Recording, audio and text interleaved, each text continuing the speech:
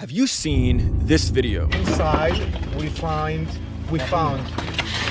8 babies burned in this corner. An Israeli soldier conducts an interview in front of a destroyed home of a kibbutz. He says Hamas fighters burned babies and then beheaded them, but this is all a lie, and I'm gonna prove it to you using Israeli media. Yes, that is right, Israeli media. But first, let's ask an important question. How did the concrete walls of this home behind the soldier turn into rubble? Fires burn wood and other flammable items. They do not collapse concrete structures like this. Children in the same room, then someone come and kills them all. 15 girls and teenagers that put in the same room, 300 grenades, and it's over. This is a massacre. Now, the Israelis want you to believe that Hamas fighters did this, but we know that they were only armed with machine guns and small grenade launchers. That doesn't cause this level of damage. So then how did they destroy concrete homes like this? The answer is they didn't. The Israelis did. What? That is shocking. But why? And how would the Israelis do that? Well, Israeli media has all the answers. They interviewed the IDF soldiers who responded to the Hamas attack, and they learned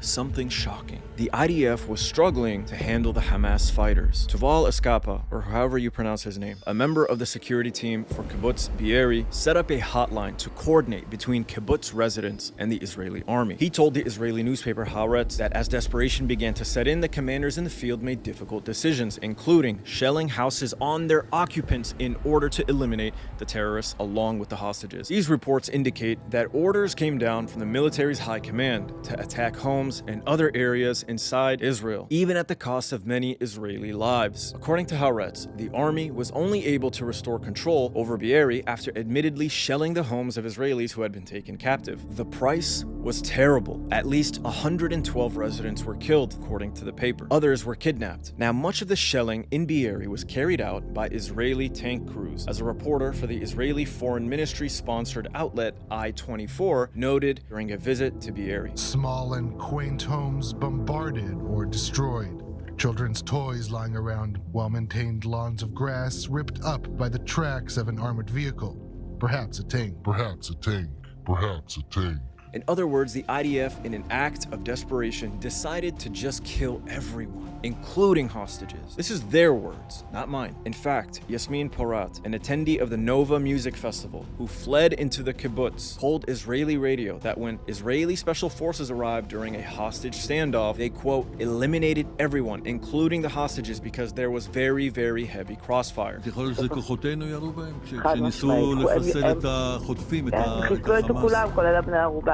כי היה שם חילופי ירי מאוד מאוד קשים, חילופי אש מטורפים, אפילו 2 פקדים של טנק שירו לתוך הבית, שזה בית קיבוצי קטן, זה לא איזה, רואים את זה בחדשות.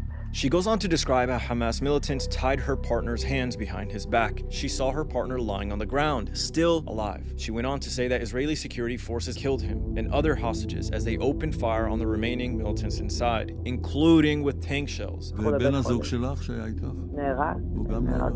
כן, כולם נהרגו שם. This is why you see large bits of shrapnel and bullet holes in the walls of destroyed kibbutz homes. It's why you see homes turn into rubble.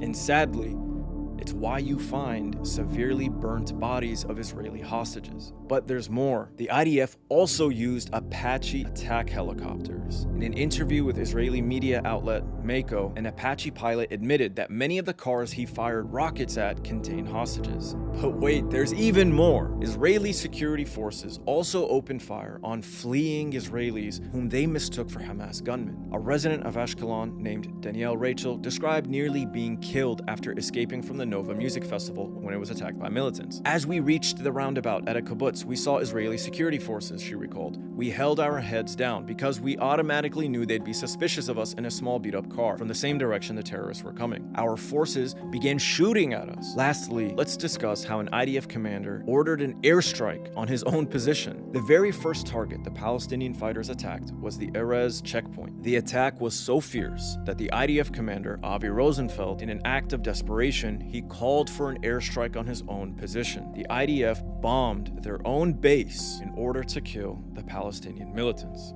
So what should we take from all this? Do we absolve Hamas of their actions on October 7th? Of course not. None of this would have happened had they not attacked. Now, whether or not they have the right to resist occupation and apartheid with the use of force is a topic for another video. But the point of this video is to highlight how the IDF's poor response and performance led to the deaths of their own people. As several Israeli hostages have already made clear, the Palestinian militants were kind to them despite the aggression. And as the Nova survivor Yasmin Porat put it, she believes the militants didn't want to kill them. She believes their goal was to take them back to Gaza as hostages. The entire point of the attack seems to be the capturing of Israelis as hostages in order to trade them for thousands of Palestinian political prisoners. And in the chaos that ensued, many people lost their lives. Now, some people say, who cares how it went down? People died. Babies died. Is that not awful? Well, of course it is. But the reason we have to cut through Israeli propaganda is because it's being used to justify acts of genocide in Gaza.